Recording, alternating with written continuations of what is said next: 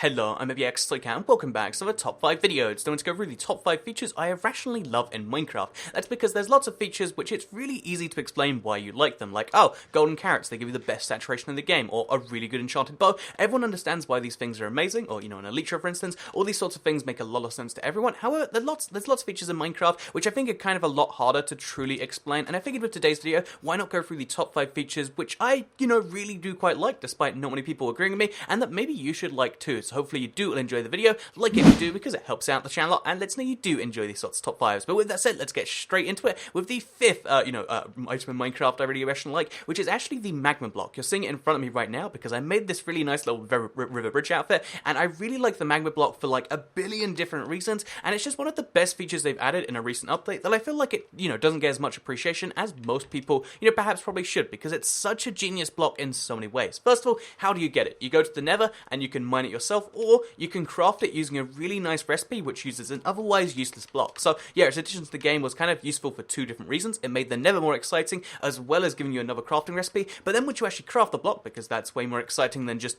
finding it, or once you actually have it, basically you can use it for a bunch of different purposes. The first one is just to shock people that go over it, because ow, this kind of hurts to go on unless you crouch, or unless you happen to have Frostwalker boots. So you put Frostwalker boots, and now suddenly you can walk in it just fine. However, if you don't even care about the, the actual shocking effect, then you can use it to make sure that mobs won't spawn there, because it is slightly lit up, and because it hurts mobs that spawn on it, no mob can spawn on top of this. But you can also use that lighting effect to have really, really dim lights for caves that also kind of gives it like a volcano effect. So this is a really, really bad quality job, but you kind of get the idea of like, oh yeah, have a magma block every now and then, and you can just about light a cave, make it so mobs won't spawn there, but still, it still, feels dark and like a real cave, and I just think that's a great use for the magma block. It does so many different things, and I feel like very few people ever actually use it, and I'm probably among those people, but I'd like to use it more, and I think you probably should too. So that's why it's the 5th item here. The 4th item is actually one that I have used in survival a whole bunch, and I like it so much, but again, I don't really see many other people, joining in on the train, because it is the Ender Dragon head. So as you can see, it's just called the Dragon Head in-game,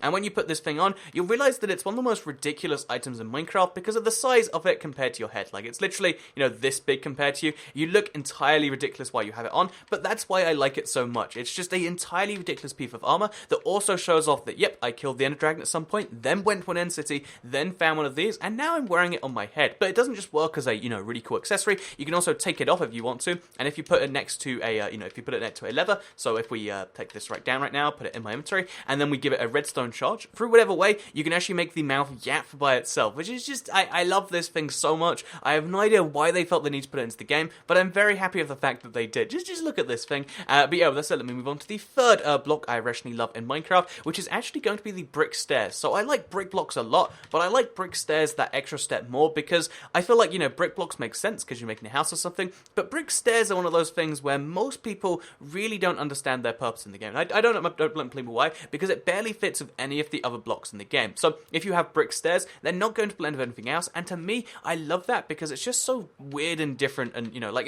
it can be such a contrast to everything else in your world, and I feel like they're one of the blocks that people would really hate if there weren't so many other worse blocks in the game, because again, it's like this weird mix of like, it's not a colourful mix, it's not a great mix, but as you can see, it is still a little thing. And in case you're like, okay, so you like it because it doesn't blend in, but I also like it because it's very, very, it's one of those things where you can really hurt people beyond that, because even if you're like, oh yeah, well I kind of like your builds anyway, so you can, well look at the, the patterns on this thing, and you'll realise that like the, the brick slab and the brick stairs, the brick full block, then there's actually weird bits of the, cement on the brick that don't connect up with each other, such as this thing right there, and you see some on the other side too, basically, such as these ones right there. You can see it all over the texture, and as soon as you see them, you can't unsee them, and it just hurts people to use your stairs, but that's why I kind of like it. So it's kind of like the, it's an offensive building block that's not gravel where it's kind of useless, but instead it can just offend people that little bit, and that's why I quite like brick stairs. So yeah, the 2nd block I quite irrationally, like in Minecraft, is actually going to be fences, which I know, again, this is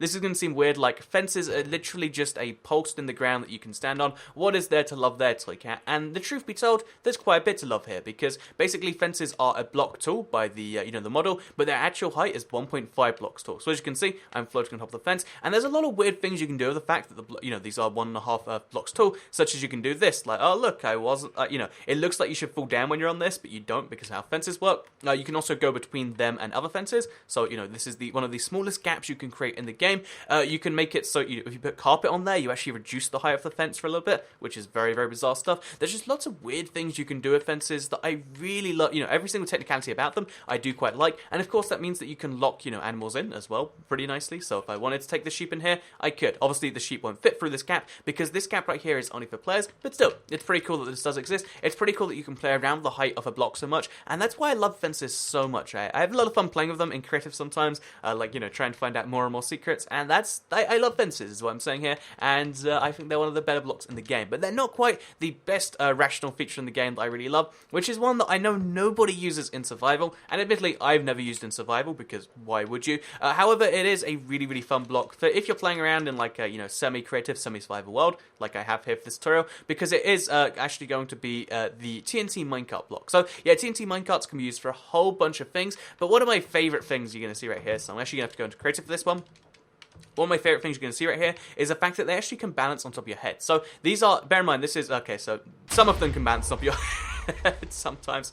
But you can actually, you know, if you do this right, you actually can balance a minecart on top of your head, which is absolutely hilarious to me. The fact that, you know, these blocks, which are super, super explosive and which detonate on impact, by the way. So if we wanted to, we can just launch these down. And I've shown this off before. You know, this is the third time I've shown this off. But if you want to, you can just have minecarts drop like this. And they work like, you know, proximity detonated mines. Like the moment they hit the ground, they're going to cause an explosion like that, which is kind of cool. But you can also use them, you know, to balance on your head and have a, you know, literally an explosive, which if you die, will drop to the ground and kill someone or something like that, which is hilarious to me. And again, you need to basically fly to do this, like, you know, creative fly, not regular fly. But still, the fact that it's a thing you can do at all is pretty darn cool. So I'm going to try this time too. Okay, there we go. As you can see, we've got the minecart with TNT on our head, and now if we drop down, it's going to keep doing its thing. And this means that you can literally balance a, you know, a TNT minecart on your head if you really want to. Why would you want to? I'm not entirely certain. It's a little bit silly, but it's it's still one of my favorite things. If you go up, it'll go through you, and then drop and down, so drop and die. So pro tip, don't do that. But yeah, this has been the TNT minecart. It's so fun for the TNT cannon reasons I've shown off. It's so fun because you can compact them so tightly. It's so fun because you can use them for you know, proximity detonated mines. You can use them just to mix people up. Like, these are such a weird looking block if you have them on your railway. Like, oh well, I guess we have to go down a block. These are such a weird thing to have anywhere on your, you know, like your minecart thing. And that's just why I love them so much. They're so bizarre in so many different ways, and that is the TNT minecart, one of the weirder blocks that does exist in Minecraft, but I wouldn't have it any other way. But anyway, with that said, I hope you did all enjoy today's video. Like it if you did like it, because it helps out the channel a lot, and let us know you do like these sorts of videos. Oops. Share if you really liked it, and subscribe if you're new around here, because I make videos like this one every single day on my channel, and if you subscribe, you'll see those daily on your homepage. Thank you all very much for watching, and I'll see you all next time. Goodbye.